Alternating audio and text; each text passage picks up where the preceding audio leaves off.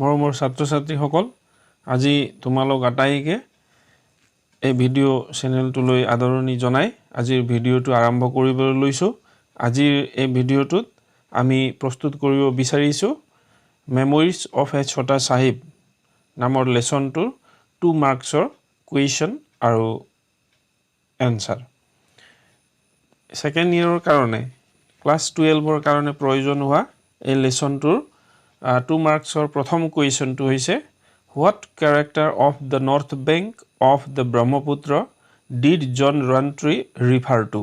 এই কুৱেশ্যনটো আহিছিলে 2022 ত Answer hobo the north bank had a character of its own. It is a vast remote stretch of flat edgeless land between the northern sand bank of the Brahmaputra and the Himalayan foothills. It was a strange place where the rivers dried up in the hot weather or suddenly disappeared underground. Next question. Write in brief the scene observed by Rountree from the veranda of his bungalow on the bank of the Brahmaputra. এই কুৱেশ্যনটো আহিছিলে 2020 ত আনসাৰটো হ'ব question মিনিংবোৰ বুজি পাইছা সাগে বাৰান্দাৰ পৰা তেওঁৰ bungalow যেটো দিয়া হৈছিলে গুৱাহাটীত ব্ৰহ্মপুত্ৰৰ পাৰত তাৰ পৰা দেখি পোৱা দৃশ্যৰ বৰ্ণনা কৰিব কৈছে From the veranda of his bungalow, Rountree had a splendid view of the Brahmaputra and its shipping, and beyond the Himalayas. In the foreground was Peacock Island. Next question. Give a brief description of the Peacock Island. A question to ahisile 19th অর্থাৎ 2019. Answer.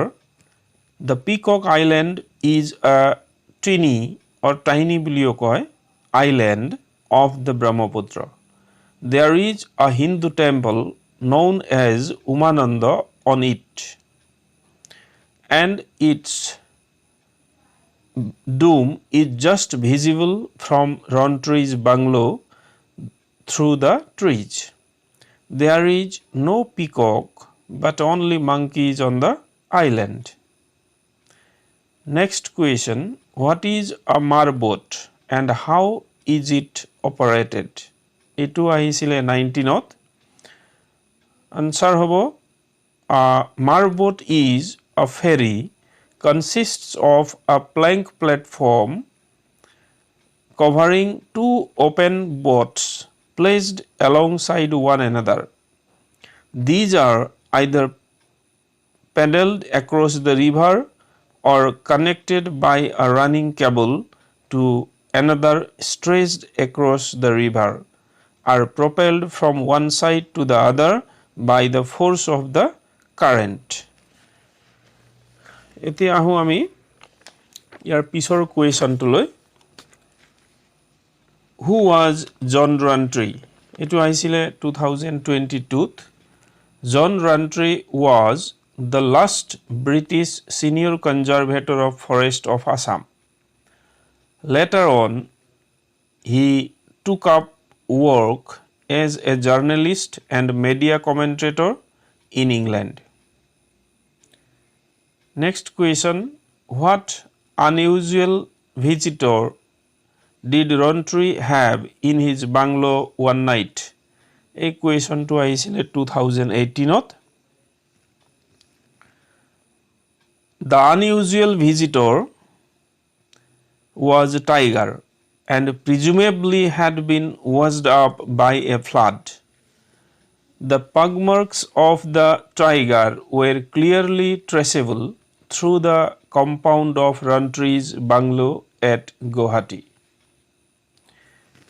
ইয়াৰ পিছৰ question বিলাক ফাইনেলত অহা নাই পোনপটীয়াকৈ ইয়াত দিয়াৰ নিচিনাকৈ কিন্তু ইয়াৰ পিছৰ কি বছৰতো অহা সম্ভাৱনা আছে সেই কাৰণে মই কেইটামান তেনেকুৱা কুৱেশ্যন আৰু দিছো What is the belief about the dividing canal between Peacock Island and the mainland of Guwahati that the author mentions? এটো টেক্সচুৱেল কুৱেশ্যন হয় কিতাপত আছে টেক্সট বুকত হে কাৰণে important The belief that the author mentions about the dividing canal between Peacock Island and the mainland of Guwahati is that if this canal ever dried up completely, it would mean the end of the British Raj. Your pisor question to what information does the author give us about Manas Wildlife Sanctuary? Manas Wildlife Sanctuary is in the north of the Brahmaputra, sharing its border with Bhutan. There were a few rhino and sloth bear in this sanctuary. Its rivers were full of meer's and Assam sital. The banks of the rivers in Manas were a favorite site for the governor's Christmas camp.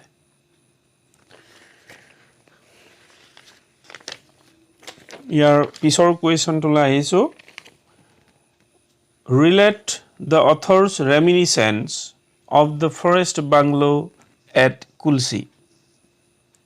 Kulsit thoka forest bungalow tur bikhoy তেওঁৰ স্মৃতিত যিখিনি আছিল লিখিছে সেই কুলসিৰ forest বাংলোটোৰ বিষয় লিখিব কৈছে The forest bungalow at Kulsi was delightfully situated on a wooded spur above the river.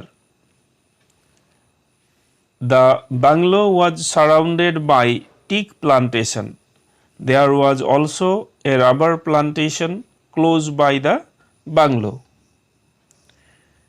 Your pisor question to how did the author describe forest bungalow at Rajapara? Rajaparar forest bungalow tur bikhoy ki bornona korise teo. Answer to hobo the forest bungalow at Rajapara was situated in a clearing. It was comfortable but not as charming as the bungalow at Kulsi.